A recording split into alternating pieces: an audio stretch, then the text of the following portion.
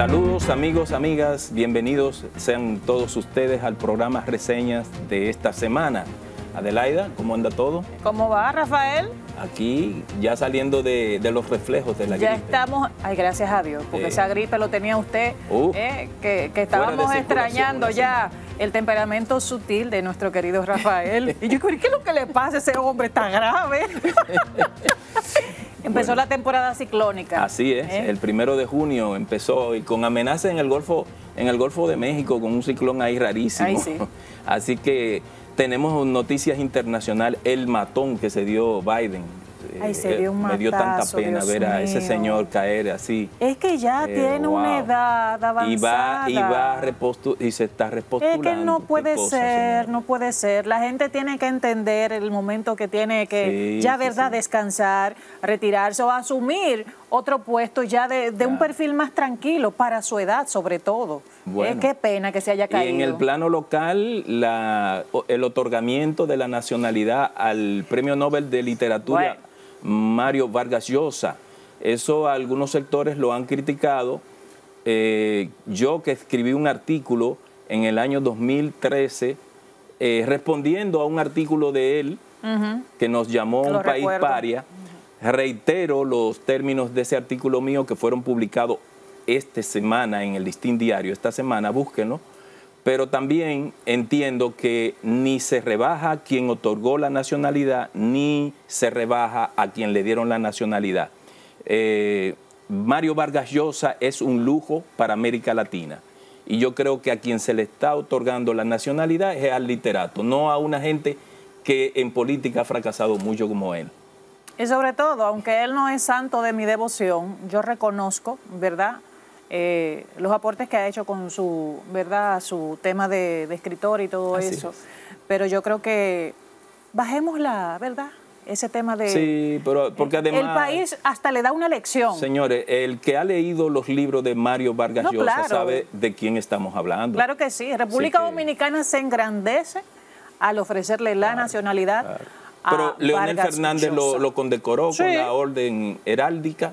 Y hay que quitarle la orden heráldica. A veces hay sectores muy radicales y cuadrados a la hora de tocar temas tan sensibles como el de nosotros los dominicanos y temas limítrofes con el país fronterizo que nos tocó y que es una realidad con la que tenemos que cargar. Así que tranquilos, señores, nos engrandecemos al darle esa nacionalidad. Pues vamos a ver el resumen de noticias que nos tiene Yarito Ortiz.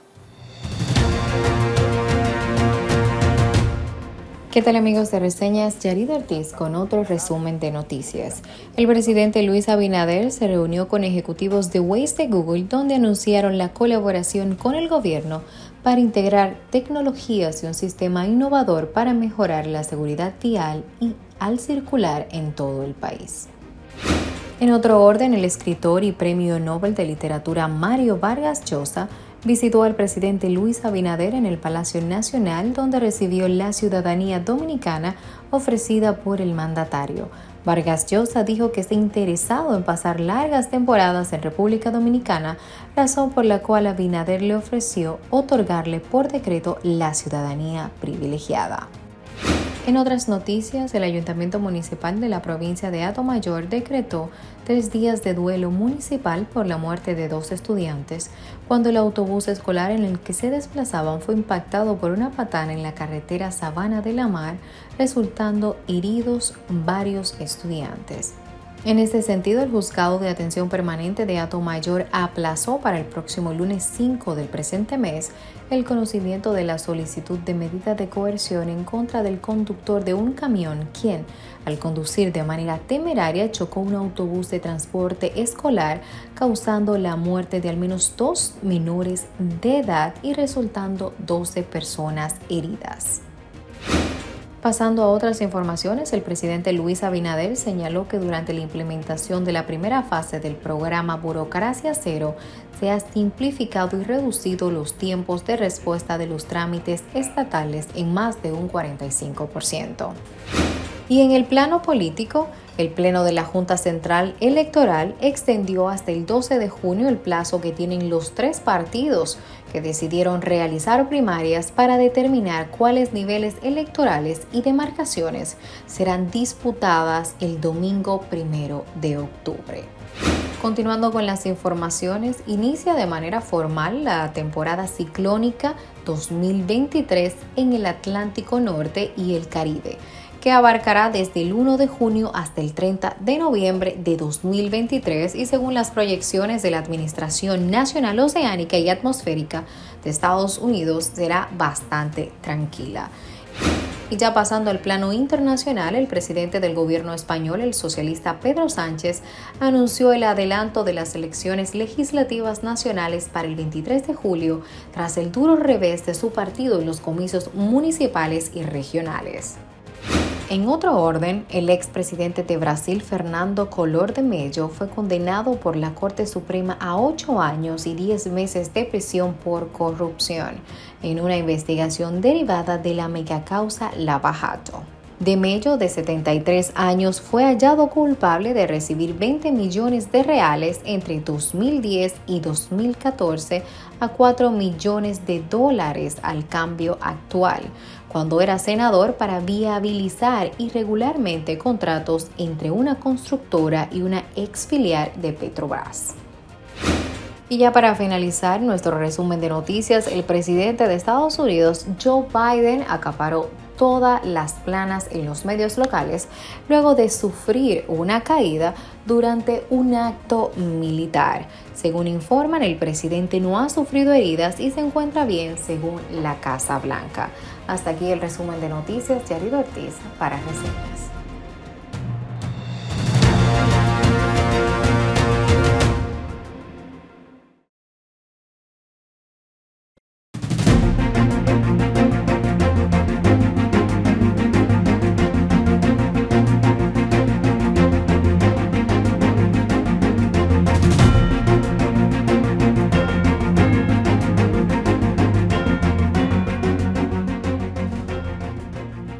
En la entrevista central de Reseñas le damos la bienvenida al político y empresario dominicano Nené Cabrera. Desde muy temprana edad perteneció al Partido Revolucionario Dominicano PRD, organización en la que se desarrolló hasta su renuncia en 2020.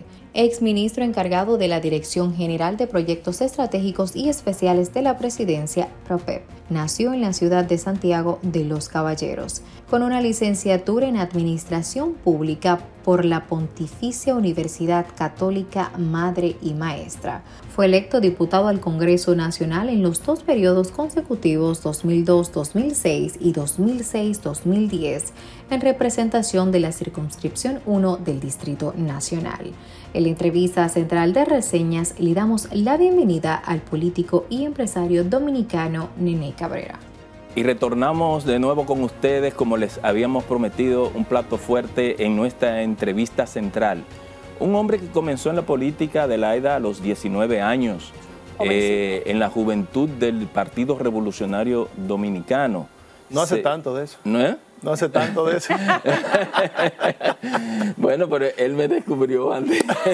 José Leonel Nené Cabrera, de verdad nos sentimos muy agradados con su participación aquí en esta entrevista. Muchas gracias. Un gratísimo placer de estar aquí con ustedes. Gracias, Nené. A propósito de que ya se calienta esto, de que, ¿verdad? Sí. Vienen por ahí unas primarias internas en los partidos políticos, en las organizaciones políticas, donde se va a elegir a los precandidatos, luego definir los candidatos. Este ambiente ya se calienta. Sabemos que las primarias internas para el nivel presidencial en el PRM van a ser cerradas. Sí, el voto universal de los PRMistas. Exacto. Ya en el otro ámbito, en lo municipal, lo que quieran aspirar a... La idea que prevalece en el partido, aún no se ha tomado la decisión final, es que a nivel de las candidaturas uninominales, exceptuando la presidencial, van por encuestas. Entiéndase, los senadores y los alcaldes se van a elegir mediante encuestas. Y ya entonces para los diputados y los regidores el planteamiento que tenemos es que se elijan mediante la votación de los PRMistas. Bueno, un proceso de primaria. Y a propósito de eso, es visto por las avenidas de la capital, vallas suyas, muy bien hechas las vallas, aspirando, una aspiración a la alcaldía del Distrito Nacional. ¿En qué se basan esas aspiraciones? Pero mira, Rafael, ninguna de las vallas dicen que yo aspiro a alcalde. Pero yo me Pero todo el mundo intuye. Sí. Esa es una buena campaña. Sí. Porque fíjese cómo la gente entiende que sí, que es para la alcaldía. Efectivamente, usted sabe que hay un convencimiento dentro del Partido Revolucionario Moderno de que nuestra compañera actual alcaldesa Carolina Mejía no se va a presentar a su repostulación, entendiendo de que ya ella ha cumplido con su labor como alcaldesa, y así lo expresó inclusive su padre, el expresidente Hipólito Mejía. Lo dijo de manera pública, de que ya él entendía que su hija había concluido su labor como alcaldesa. Conociendo todos nosotros lo que militamos en el PRM, que la familia Mejía es una familia muy unida, y que todos los temas políticos se discuten en el seno familiar y se toman las decisiones en conjunto, es muy fácil concluir entonces de que ese fue un tema tratado en la familia, y que parece ser que fue una decisión ya tomada. Claro, todavía Carolina no se ha referido en términos públicos en esa dirección, más consciente de que eso sí pudiera ocurrir, estamos obligados como partido a comenzar a ejercitar otros candidatos, porque esta es una plaza muy importante de cara a la consecución del poder en mayo del 2024. Y más aún, que hay que recordar que esta plaza nosotros la ganamos estando fuera del poder. Sí. Entonces no tenemos ninguna explicación válida para estando en el ejercicio del poder, entonces perder la plaza. Así es. O sea, nosotros estamos prácticamente obligados a retener las mismas plazas que ganamos desde fuera del poder, inclusive también aumentar más plazas. De hecho, quiero dar la información de que a raíz de los últimos estudios que hemos hecho, todos dan cuenta de que como partido, en las elecciones de febrero, vamos a obtener una gran mayoría a nivel municipal. Las encuestas indican que posiblemente de 158 alcaldías que vamos a disputar en las elecciones municipales y 234 distritos municipales. Nosotros, que son 394 territorios entre los municipios y los distritos municipales, el PRM debe obtener un triunfo de más de 250 territorios. Es una según la encuesta. Así es. Okay. Así es. Eso, Neney, es un golpe, que eso se produzca en febrero, es un golpe de efecto de cara a las congresuales y presidenciales. Sí, definitivamente. Siempre la gente está atenta, y perdona Rafael y Neney, a propósito de lo que dice Rafael, la gente está muy atenta a los resultados de las municipales, porque son una especie de proyección hacia las es como una gran encuesta nacional. Sí. Exactamente. Sí. La alcaldía es un reto para todo el que aspire a ella. Así es. El tema municipal es complejo y delicado por los intereses que se manejan en ese mundo, y lo sabemos. ¿Cuáles son los ejes centrales, verdad? Cuando usted sea elegido como precandidato a nivel interno del PRM, de su propuesta municipal, de ese gobierno local, si resulta. En otras palabras, Neney, ¿cuáles son los desafíos que tiene la ciudad hoy? Sí. De cara al futuro y de una ciudad más moderna y más para amigable. Reforzar el planteamiento suyo de que la administración de una ciudad es muy compleja. Muy compleja. Sí. Agréguele que el presupuesto asignado, que se le asigna a las alcaldías, es un presupuesto muy bajo para la cantidad de servicios que tienen que ofrecer los gobiernos locales. Para que el público tenga una idea, por ejemplo, aquí en el caso del Distrito Nacional, el presupuesto que se tiene para un año es más o menos el equivalente a 80 millones de dólares, que son 5.000 millones de pesos, para una ciudad de 92 kilómetros cuadrados y con 1.250.000 habitantes, más 2 millones de una población flotante que entra todos los días de los diferentes municipios a buscar servicios y a trabajar aquí en el distrito. Si usted compara ese presupuesto que tenemos de 80 millones al año de dólares, lo compara con la ciudad de San Juan de Puerto Rico, usted se da cuenta que el San Juan de Puerto Rico tiene un presupuesto de 80 millones de dólares, pero al mes. Wow. No al año, sino al mes. Siendo San Juan de Puerto Rico una ciudad prácticamente la mitad en extensión del Distrito Nacional y con mucho menor cantidad de habitantes. Fíjese si el desafío es grande, manejarse con algún nivel de éxito al frente de la alcaldía, que es lo que han hecho tanto el compañero David, cuando fue alcalde del 2016 al 2020, que hay que admitir que fue una buena gestión, sí. Así está valorada por la población en todas las encuestas, y también el extraordinario desempeño que está teniendo nuestra compañera Carolina Mejía al frente de la alcaldía del Distrito Nacional. Las dos administraciones que van a preceder la nueva administración del 2024 del Partido Revolucionario Moderno han sido sumamente exitosas. De ahí entonces nosotros planteamos el eslogan de proteger nuestra ciudad. Okay. ¿Qué significa proteger nuestra ciudad? Vamos a ver. En primer lugar, hay un legado de esos dos compañeros que tenemos que protegerlo. No podemos permitir que venga una administración y desconozca los avances que ya hemos tenido aquí en el Distrito Nacional. Y paso a explicarlo. Por ejemplo, la mayor preocupación hasta hace 8 años en el Distrito Nacional era el problema de la recolección de residuos, el problema de la basura, como le llama la gente. Aquí había un problema grave de recolección de basura que usted veía minis vertederos en cada una de las esquinas importantes del Distrito Nacional. Si usted se da cuenta, ya eso desapareció. Ya esa preocupación de ser la primera preocupación de los municipios del distrito pasó a ser la quinta o la sexta preocupación. Ahora, ¿qué yo he dicho? Efectivamente, el modelo de gestión que se ha implementado es muy bueno y ha resuelto en mayor medida el problema, pero vamos a afianzar aún más ese modelo y vamos a seguir avanzando. ¿Qué planteamos? Vámonos a la recolección nocturna de manera ya definitiva, porque hay una parte que sí se recolectan de manera nocturna, pero hay una parte de la ciudad que todavía prevalece los camiones durante las horas del día. ¿Qué pasa con tu recoger de día? Dos cosas. Número uno, congestiona aún más el problema del tránsito, porque los camiones recolectores para hacer su operación tienen que detenerse en las vías por 10 o 15 minutos y entonces ahí se hacen una larga fila. Pregúntemelo a mí. Atrás de los camiones. Exactamente. Número dos, ¿cuál es el otro problema? Que los camiones se tornan ineficientes porque para desplazarse ellos también confrontan el problema de los entaponamientos. Y entonces una flotilla de camión que a lo mejor te puede hacer 3 o 4 operaciones de recogida de basura al día, entonces nada más te hace una, porque se toma mucho tiempo desplazarse de un punto a otro. Si nos vamos a la recolección nocturna y entonces ponemos esa recolección a partir de las 12 de la noche hasta las 6 de la mañana, ¿qué vamos a lograr? En primer lugar, sacamos los camiones durante el día. Ya no va a haber camiones de basura transitando la ciudad. En segundo lugar... Como se hace en los países desarrollados. En Madrid es así. Claro.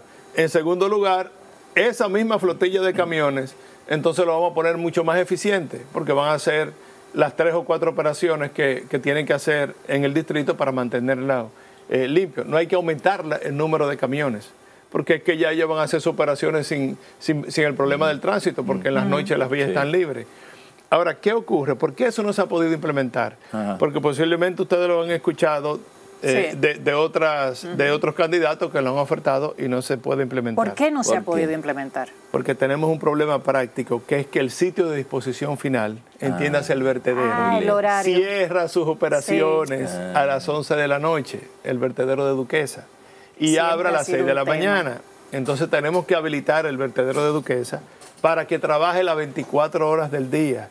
Eso pasa evidentemente por habilitar las vías de acceso, que hay un problema en las vías de acceso, sobre todo cuando llueve, y también dotarlas de iluminación para que los camiones puedan descargar en la madrugada en el vertedero de Duquesa.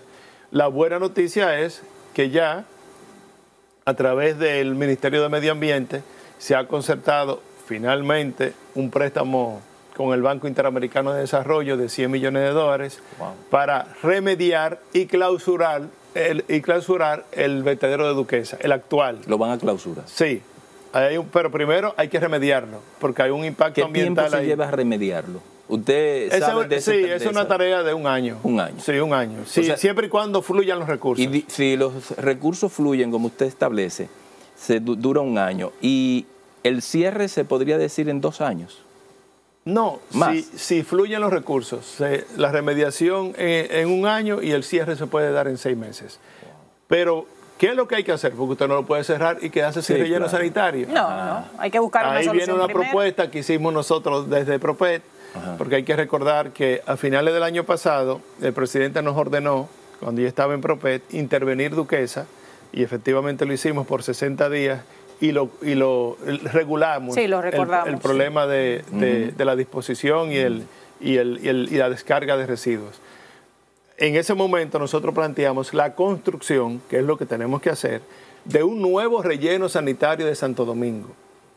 Identificamos inclusive exactamente al lado de Duquesa unos 2 millones de metros que se pudieran habilitar perfectamente para convertirlo en el relleno sanitario. Claro, ya sería un relleno construido con todos los requerimientos internacionales para el buen manejo de los residuos Eso le iba a preguntar. ¿Cómo sería un relleno sanitario? Vamos a seguir teniendo esos vertederos, ¿verdad? Abiertos. Que carecen de la modernidad. ¿Cómo sería un relleno sanitario futuro del distrito? El relleno sanitario, lo primero es que hay que habilitar celdas con geomembrana para que las aguas residuales no se vayan al subsuelo, sino que usted, además de crear una celda, usted le pone geomembrana, le pone entonces tuberías para recoger las aguas residuales y para recoger los gases. Y aquí voy a decir lo siguiente. Las aguas residuales que descargan los desechos sólidos, que se llaman lixiviado, es altamente contaminante. Pero a través de una planta de tratamiento, usted puede habilitar nuevamente esa agua y se pueden utilizar para los jardines de la ciudad, para mojar cualquier cosa. O sea, pueden ser reutilizables el agua. Y evita que descarguen en los ríos, en las cañadas, que finalmente van a los mares. Ay, sí. ¿Qué es lo que está sucediendo ahora? Para que ustedes sepan. Yo quiero que ustedes sepan que Duquesa, todas sus aguas residuales, caen al río Sama. Y ya usted sabe lo que se produce de ahí río abajo. Y lo otro es captar los gases, el gas metano, que produce la descomposición de los residuos orgánicos. ¿Y qué vamos a hacer con el gas metano? Producir energía, que es lo que hacen todos los países desarrollados. Eso es así. Y aquí hay un problema de producción de energía barata. Ya no hay un problema de producción de energía, porque es bueno decirlo, que este gobierno del presidente Luis Abinader ha logrado tener una producción de energía récord. Aquí se está produciendo alrededor de 3.250 megas diarios. Cuando nosotros llegamos al gobierno, lo que se producían eran 2.900 megas y tenemos una demanda de 3.100 en horas pico. Sí. Quiere decir que aquí había un déficit de generación de energía cuando nosotros llegamos de alrededor de 200 megas. Ya eso quedó resuelto. Ya nosotros producimos ahora mismo 150 megas más de lo que se consume en horas pico en la República Dominicana. Y hay proyecto otro. Y hay en contratación 800 megas a gas natural en Manzanillo, pero también tenemos ya contratado más de 600 megas de energía renovable, entiéndase energía del sol y energía del viento sobre todo. Y quiero anunciar que también ya le acabamos de entregar el PPA a un proyecto, al primer proyecto en República Dominicana de Waste to Energy, que es de la basura a la energía. Eso en los próximos 3 años nosotros vamos a tener, vamos a ser el primer país de América Latina que va a tener una planta de generación de energía a partir de la basura. Eso va a ocurrir dentro de 3 años si Dios quiere. Bueno, entonces decía, hay un problema para que la gente no diga, pero ¿por qué hay apagones todavía? Es que hay un problema que tenemos en las redes. Sí. Y eso lo hablábamos en días pasados en el Palacio Nacional. A pesar de que tenemos ya un superávit en nuestra generación, en la distribución, entonces confrontamos problemas, porque los canales de distribución, las subestaciones, los transformadores, ya son transformadores muy viejos. Sí. Entonces, cuando usted le mete una inyección tan fuerte de energía, lo que hace es que colapsan. Y entonces se disparan. Y por eso que se producen los apagones. Eso es lo que está pasando. No es falta de generación, sino problema en las vías de distribución. Que tenemos que ya eso es un problema un poquito más complejo para resolverlo, porque habría que sustituir prácticamente eso le iba a preguntar, porque el que nos ve ahora va a decir, ¿por qué no solucionan eso si se sabe por qué pasa? Primero, es un problema costoso de resolverlo. Es un problema de largo plazo. Licitaciones. Claro. ya se concertó un préstamo de $400 millones a través del Ministerio de Energía y Minas, que se va a implementar, me parece que a partir del año que viene, una sustitución gradual de todo el sistema, de todas las vías troncales que están ya viejas, desgastadas, que no tienen la capacidad para soportar el nivel de generación que estamos teniendo. Y el problema mayor de eso que usted está diciendo es en el este del país. Ahí es que se requiere pero usted está muy enterado. No lee el periódico. Qué bueno, así es. Sí, mire. Sí, y tenemos un problema de generación en el norte. Toda nuestra generación prácticamente la estamos haciendo en el este, una parte aquí en el distrito y una parte obviamente por Punta Catalina en la región sur. Pero ¿qué estamos haciendo? Tenemos que transportar toda esa energía a través de las redes para la parte de la región norte del país. Y eso tiene un costo hundido muy fuerte. Sí. Usted está hablando como si fuera el ministro de Energía y Minas. Pero yo quiero volver al tema, a la capital. A la ciudad. Sí. Porque de verdad, yo nací aquí en la capital y me he criado. Es que a veces aquí. no me puedo quitar la camisa de ministro. Sí, no, y lo hace bien, realmente. Comunica muy bien gracias. Las cosas del gobierno. Yo nací y me crié aquí en la capital y yo maroteaba en Arroyo Hondo, por donde está el zoológico, yo conozco todo eso, La Esperilla, era donde uno maroteaba y todo eso, y uno ha visto cómo ha crecido la ciudad de manera quizás desordenada. Y se han formado esos tugurios, Cristo Rey, el Caliche y toda esa zona. Una propuesta nueva de ciudad, ¿cómo usted la ve? Mira, efectivamente, nosotros somos una ciudad que hemos tenido un crecimiento exponencial. Sí.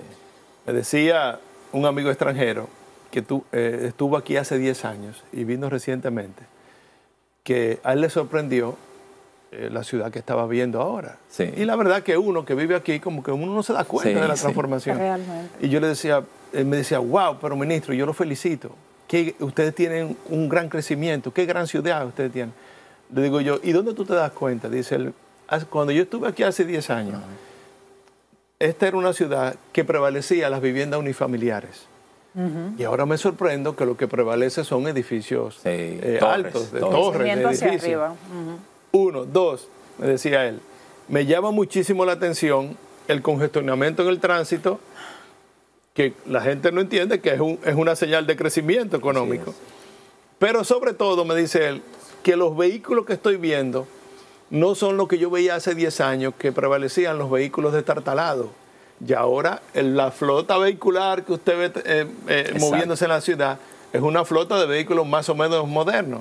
Entonces, esa es una señal de que nosotros hemos avanzado. Ahora, efectivamente, Rafael, ese crecimiento ha sido desordenado, desorganizado. Entonces, aquí viene, yo me reuní con la Asociación de Constructores y Promotores de Vivienda, ACOPROVI, y ellos me planteaban una serie de medidas que tenemos que tomar desde el gobierno local, o sea, desde la alcaldía, para organizar este crecimiento, para seguir estimulando este crecimiento, porque debemos seguir estimulándolo. Exacto. Pero en orden, pero tiene que ser organizado. No podemos permitir que se sigan habilitando comercios donde no está preparado para habilitar comercio, que se sigan habilitando colegios donde no está preparado para habilitar un colegio, porque ni siquiera estacionamiento tienen. Entonces nosotros planteamos varias soluciones. En primer lugar, para organizar el tránsito, que es lo que da la sensación de caos. Exacto. Vamos a seguir afianzando los modelos que ya hemos implementado de los corredores de autobuses. Ya esto es del gobierno central y tenemos que trabajar de la mano con el gobierno. Sí, claro. Usted sabe que ya implementamos uno en la Núñez de Cáceres con muchísimo éxito. La gente a veces se le olvida que en la Núñez de Cáceres hasta hace un par de años prevalecía una flotilla de carros destartalados del año 1985. Ya eso desapareció. Los choferes de esos vehículos que sacamos de circulación, entonces fueron convertidos en empresarios y ahora son hasta propietarios del modelo de los corredores de autobuses. Y sustituimos esa flotilla por autobuses cómodos, con seguridad, con aire acondicionado. Y son los autobuses que usted ve desplazándose en ambas direcciones en la Núñez de Cáceres. Lo propio hicimos en la Winston Churchill. Ya hemos establecido 3 corredores, porque también establecimos uno en Santo Domingo Este. Pero hay en carpeta 8 corredores más de autobuses para aquí, para el Distrito Nacional, que pretendemos implementarlos de aquí al 2024. Eso contribuye muchísimo a sacar esos carros de tartalado de las vías, descongestiona nuestras vías y da una sensación ya de organización. Pero también nosotros planteamos, vámonos al modelo de pares viales, que es lo que hacen todos los países desarrollados. ¿Qué es lo que son los pares viales? Que usted designa una vía en una dirección y la compensa con la siguiente vía en otra dirección. En dirección contraria. Exactamente. Imagínense lo que obtendríamos si hacemos que la Winston Churchill le quitemos la isleta del medio y en vez de 4 carriles en ambas direcciones, usted ya lo convierte en 8 carriles en una sola dirección. Ahí sin mucha inversión, sin mucho trauma, ya usted entonces inmediatamente amplía la capacidad de las vías para soportar la carga vehicular. Y así usted viene desde la avenida Luperón hasta la Máximo Gómez con el sistema de pares viales. Es un plan máster que hay que aplicar ahí. Claro, en ese caso, se ha hablado muchísimo, el propio Intran lo ha planteado, pero yo creo que ya eso no resiste mayor dilación para su implementación. Perdón, Neney, que nos están haciendo señas, la pausa que hay que hacer en este momento, así es que volveremos a seguir hablando de temas importantes como lo estamos haciendo ahora con Neney Cabrera.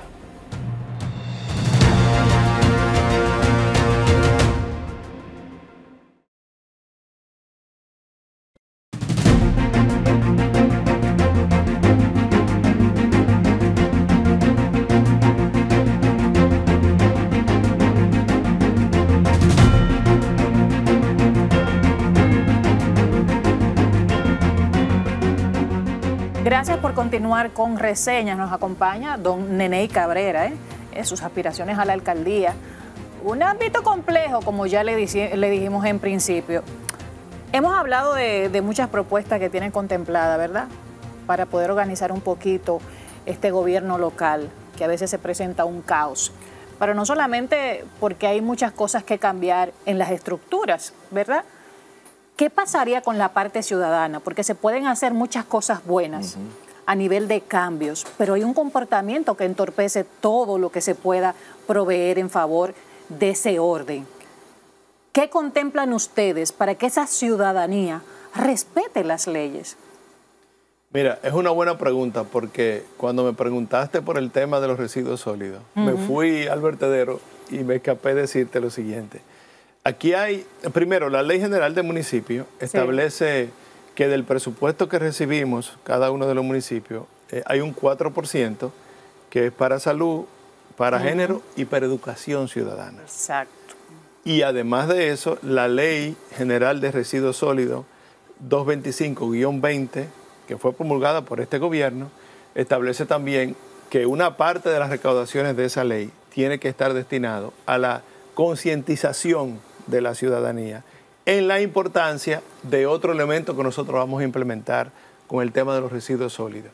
Ya llegó la hora que en la República Dominicana comencemos a disponer de los residuos de manera diferenciada desde nuestros hogares. Escuchen lo que estoy diciendo. Por ejemplo. Ya hay países, en países desarrollados, ya tienen inclusive 5 recipientes para dividir los residuos en 5 componentes diferentes. Nosotros decimos, no empecemos en República Dominicana pretendiendo dividir en 5. Vamos a hacer 2 grandes divisiones, solamente 2. Para empezarlo de una manera más simple. Pero claro, porque usted no puede ir de lo ridículo a lo sublime, eso no sucede. Clasificar. Es un proceso. Vamos a dividirla en 2. Vamos a tener un recipiente negro en nuestros hogares y un recipiente azul o una funda, que es lo que se usa aquí en República Dominicana. Una funda negra y una funda azul. En la funda negra vamos a disponer de los residuos orgánicos, lo que producimos a partir de la comida. En la funda azul vamos a disponer de los residuos inorgánicos, que son los envases de plástico, de cartón, de papel. ¿Qué va a ocurrir? Que cuando usted entonces saque esas 2 fundas para ser recolectada por el camión, ya el personal que trabaja en esa unidad va a saber que la funda negra va directo al sitio de disposición final, al vertedero, porque tiene un componente orgánico, pero la funda azul contiene materiales que tienen valor, que a través de la economía circular nosotros lo podemos reusar, reciclar, reinsertar en la cadena de producción. Y aquí vengo y planteo lo siguiente. Hay legislaciones en la mayoría de los países europeos y en Canadá que establecen la obligatoriedad de los productores de envase de tener que usar al menos un 30% de la producción en material reciclado. Quiere decir que si usted va a hacer una botellita de plástico, esa botellita tiene que estar hecha con un 70% de material virgen más un 30% de material reciclado. ¿Y de dónde vamos a tener ese material reciclado? O de los mismos reusos que le vamos a hacer. Así vamos a evitar entonces lo que acabamos de ver en el día de ayer, un cúmulo de plástico que finalmente desemboca en el mar. Pero eso viene recogiéndose de las cañadas, de nuestros ríos, hasta que desembocan en el mar. Y Nene, y eso que usted está diciendo no es difícil, aunque la gente cree siempre como que subestima la capacidad de este pueblo. Y lo digo por dos ejemplos que voy a poner. El metro. Sí. La gente creía que los usuarios del metro iban a caotizar el metro. No ha sido así. Claro. Usted entra al metro y ve la disciplina de la gente. Claro. Y segundo ejemplo, fue un piloto que se aplicó en San José de las Matas con la clasificación de los residuos. Y también en Tenares. Y en Tenares, exacto. Sí. Y eso fue exitosísimo. Claro. Ahora, eso conlleva, como usted dice, mucha educación, mucha formación a la gente. Y te agrego a esas observaciones que tú haces, Rafael, que el mismo dominicano que aquí observa una inconducta, usted se lo lleva a otro país y es el mejor ciudadano. Anda derecho. Pero usted sabe por qué, porque le dan por donde les duele. Hay régimen de consecuencias. Exactamente. Pero además ven el ejemplo desde arriba. Claro. Ven el ejemplo desde arriba. Porque al final uno actúa de acuerdo a su entorno. Sí. Eso es así. Sí, sí. Si usted vive al lado de una discoteca, usted posiblemente va a salir un buen bailador, porque ese es su entorno. Ahora, si usted vive al lado de un beisbolista, usted posiblemente va a tener vocación de ser deportista, porque el ser humano es así, actúa de acuerdo al entorno que lo rodea. Nene, yo no soy una persona de halagos a nadie, pero de verdad, en usted tiene los residentes del Distrito Nacional un buen candidato para ser alcalde en los próximos 4 años, de verdad. Lo siento así porque conozco sus conocimientos, la destreza que tiene en el tema de la alcaldía en el Distrito Nacional, conoce bien el tema y los problemas del Distrito Nacional. Ahora pasemos al ámbito político. ¿Cómo andan las encuestas, el posicionamiento del partido, el posicionamiento del presidente, de los demás candidatos? ¿Cómo va eso? Mira, yo he dicho que el presidente Luis Abinader se ha convertido no solamente en el principal activo político del PRM, sino en el principal activo político del país.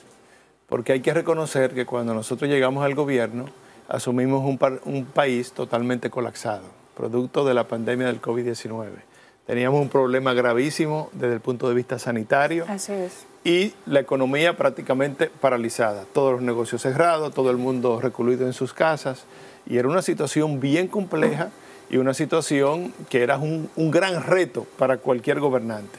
Sin embargo, a raíz de todas las medidas que tomamos y a raíz de los resultados que hemos tenido, usted está viendo organismos internacionales como el Fondo Monetario Internacional, como el Banco Mundial, el Banco Interamericano de Desarrollo, las propias calificadoras de riesgo del país han señalado que República Dominicana es uno de los países que hay que tomar como modelo de éxito que ha enfrentado esa situación que heredamos. Y nosotros somos ahora mismo el tercer país de América Latina que proyecta mayor crecimiento en el 2023. Sí. Pero también somos el tercer país de América Latina que proyecta el menor número de inflación para el 2023. Y hemos tenido que enfrentar también la situación inflacionaria mundial que produjo el conflicto bélico entre Ucrania y Rusia. Sí, Ucrania. Todo eso ha sido enfrentado con muchísimo éxito por el gobierno del presidente Luis Abinader. Y entonces yo digo, ese gran desempeño que ha tenido este presidente en medio de este mundo convulsionado, en medio de toda esta turbulencia, le da crédito suficiente como para él presentarse a hacer su postulación y ganar su reelección con un porcentaje mayor de lo que ganamos en el 2020. y así lo dicen las encuestas. Todas las encuestas indican que la oposición en su conjunto se disputa la franja del 40% de la población. Ya nosotros tenemos entonces una franja de hasta un 60% que pudiéramos lograr con teniendo el buen desempeño que tenemos y con una buena campaña. Por ejemplo, el presidente sistemáticamente marca al día de hoy, él se mueve entre 52 y 55 en todas las encuestas. En algunas 51, en 52, en otras 55. ¿Qué hemos dicho nosotros? Eso es sin él anunciar que se va a repostular. A eso iba. Él no ha dicho nada. Sí, bueno, se ha determinado que él tiene que esperar hasta el día, la fecha límite que establece la Junta Central Electoral para anunciar su repostulación. No hay que precipitarse. No, de todas maneras, él está en el ejercicio de gobierno todos los días. Entonces, hemos dicho, cuando él haga el anuncio oficial, inmediatamente eso lo dispara 3 o 4 puntos, solamente anunciando que va para su repostulación. Y súmele a eso lo que vamos a lograr ya en el ejercicio de la campaña electoral de cara a mayo del 2024. Pasando, volvemos al tema municipal, lo que va a ocurrir en febrero, que definitivamente va a impactar en lo que va a ocurrir en mayo. Y doy como ejemplo lo que ocurrió en febrero del 2020, que hay que recordarle al país que las elecciones municipales fueron suspendidas. Eso fue un golpe fulminante para las aspiraciones del partido del gobierno de aquel momento. Así es. Porque efectivamente, si se hubiesen dado esas elecciones, el partido del gobierno iba a obtener mayor cantidad de alcaldía y eso nos iba a dar un golpe a nosotros, al PRM. Fíjese que cuando las cosas van a suceder, como que todas las variables se van acomodando. Todas las estrellas se alinean. Exactamente. Entonces ahora va a pasar lo propio. Nosotros vamos a ir a febrero, vamos a obtener una contundente victoria y eso nos va a apuntalar para la victoria final en mayo del 2024. ¿No impactarían las alianzas en eso que pueda suceder en las municipales? ¿Cómo está eso de las alianzas? Bueno, nosotros hemos concertado alianzas con más de 17 organizaciones políticas. Eso es importante saberlo. Así es. Nosotros vamos a hacer el bloque de partido, la alianza más grande que se ha dado en los últimos años. Y ya la oposición, vimos que los dos partidos principales de la oposición tienen serias diferencias para articular una alianza. De hecho, escuché el candidato del PLD de manera ya muy reiterada y muy contundente decir que no había forma de aliarse en ese caso con la Fuerza del Pueblo. Y ya vimos entonces como la Fuerza del Pueblo está obligada a cambiar el discurso, ya están variando el discurso. Sí. Ya ahora dicen que la alianza de ellos con el pueblo, ya no con un bloque opositor. Abel Martínez ayer dijo, vamos a hacer algo, vamos a firmar un acuerdo de alianza y el que saque más votos en las municipales, entonces es apoyado por el que llegue segundo o tercero en este caso. Es que, Rafael, uno que sabe de esta actividad política, nosotros sabemos de las dificultades que está teniendo uno de esos dos partidos para completar la nómina de candidatos. Escuchen lo que estoy diciendo. Es que no es fácil usted identificar 158 candidatos a alcaldes, 234 candidatos a directores de distrito y más de 1.200 candidatos a regidores. No es fácil usted identificarlo, sí, más en un partido que está marcando en tercer lugar. Entonces eso es complicado. Para robustecer lo que usted dice, porque la gente puede pensar que no se está viendo. No, pero no es coger a cualquiera. No, pero claro. Porque claro. No es de que, ven, ponme a Pedro Pérez. Pero yo al final, Rafael, le he dicho, a manera de chanza, aquí hay partidos que van a tener que hacer una publicación en los diarios diciendo, se busca candidato. Ay, santo. ¿Quién quiere ser candidato? Así es. Porque no es fácil buscarlo. Y ahora hay que respetar el problema de la cuota de la mujer. De la mujer y de la juventud. Exactamente. Y hay entonces lugares, hay municipios, hay provincias de que esos partidos ni siquiera tienen la cantidad de mujeres requerida por la ley. Es un tema que ha abrazado el pleno actual de la Junta Central Electoral. Y entonces aquí te digo la ventaja de nosotros. Y voy a poner el ejemplo del Distrito Nacional. En el Distrito Nacional hay 36 regidores. 36 espacios en total. Y ya nosotros hoy, sin haberse abierto todavía de manera oficial la campaña electoral, tenemos más de 300 candidatos a regidores para 36 plazas, de los cuales el partido gana entre 18 y 20. Quiere decir que para 20 plazas posibles del PRM, 300. Nosotros tenemos 300 candidatos ya al día de hoy y no se ha abierto el proceso. Sí. Ese es una señal de la fortaleza que tiene el partido. Sí, nos quedan 4 minutos. Desafíos que tiene el gobierno, brevemente. ¿El gobierno central? Sí. Bueno, mantener la estabilidad macroeconómica, que lo estamos haciendo muy bien. Tenemos unas reservas netas en el Banco Central de alrededor de 16.500 millones de dólares. Nunca antes en la historia de este país habíamos acumulado una reserva tan alta. Eso nos permite sortear cualquier pico inflacionario que se quiera o una devaluación que se quiera presentar, a tal punto de que el peso frente al dólar lo que ha hecho es apreciarse, lejos de depreciarse. Segundo desafío, mantener el nivel inflacionario controlado con la meta que nos hemos establecido, que es alrededor de 4.5%, culminar el año con ese nivel. Tercer reto, estimular el crecimiento económico, que arrancamos el año producto de las medidas restrictivas para controlar la inflación. El crecimiento se lastimó un poco. Ya ahora con la medida anunciada recientemente por el Banco Central, que vamos a inyectar 94.000 millones de pesos a la economía. Eso es muy importante. La idea es que terminemos el año con un crecimiento de 4% con un nivel de +1 o -1. O sea, pudiera ser hasta 5% o en el peor de los casos debería ser un 3%. Esos son los principales retos que tenemos. Seguir afianzando el tema de la asistencia social del gobierno, porque mientras se estabiliza todo el aparato económico del país, hay que reconocer que hay una población muy vulnerable que el gobierno tiene que asistirla. Nosotros somos el gobierno que más dinero hemos invertido en asistencia social en toda la historia de República Dominicana.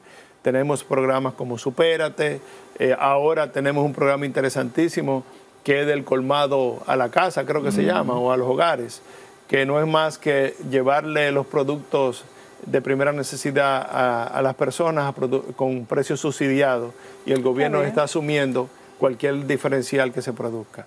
Esas son las metas que nos hemos trazado. Paralelamente a eso, también seguir estimulando el tema de la construcción, terminar las obras que están en proceso del gobierno, es uno de los objetivos que ha trazado el presidente para poder inaugurar todas esas obras que tienen un alto impacto social. Me refiero, por ejemplo, a la cantidad de vagones de la línea 1 del metro, que ya compramos los vagones, deben llegar en los próximos días, vamos a incorporarlos. Terminar la ampliación de la línea 2 del metro, que ya está en proceso, seguir terminando las fases del teleférico de los Alcarrizos. Tenemos para noviembre la inauguración de la primera fase del monorriel de Santiago. O sea, son obras de mucho impacto en cada una de las demarcaciones que se está haciendo y la queremos concluir de aquí al 2024. Bueno, pues Adelaida, nosotros tenemos aquí un invitado que ojalá el gobierno tuviera 10 Maneja todos los temas. 10 gente en los medios así, hablando así de lo que está haciendo el gobierno, voceros en el gobierno. Yo no sé a quién se le ocurrió que hay que callar a la gente. Se lo dice un estratega de comunicación. No sé a quién se le ocurrió que hay que callar a los funcionarios, no sé. No, eso es un gracias a usted por Muchas gracias a usted. Gracias, don Nené. Qué bueno escuchar todas esas propuestas. Esperamos, se nos quedó muchísimas iniciativas que voy a implementar desde la alcaldía. Pero yo lo llamo para que vuelva. Claro que sí. Hacer una especie de libro con todas esas propuestas de folleto, ¿verdad? Para que la población la conozca ya cuando de manera oficial pueda presentarse. Es muy importante en todos los gobiernos, tanto gobierno central como municipal, usted llegar con ideas claras. Claro. Porque usted tiene que empezar a trabajar desde el día 1. Sin improvisación. Porque ¿qué es lo que ocurre en los gobiernos? Y usted lo sabe porque ha sido parte de gobierno. Que lo urgente desplaza lo importante. Así es. Y si usted no llega con una idea clara, entonces cuando viene a ver, se pasan los 4 años y te dice, pero yo quería hacer tal cosa, pero no pude. Y el día a día te comió. Exactamente. El tiempo pasa rápido que uno ni cuenta. Indefectiblemente. Se da. Gracias a ustedes por estar ahí con reseñas como cada sábado. Pórtense bien. Pórtense mal los que quieran, asumiendo las consecuencias. Si lo van a hacer, nos llaman. Y si lo van a hacer, llaman a Rafael, porque yo no apoyo que se porten mal. Feliz resto del fin de semana. Gracias, Neney, por acompañarnos.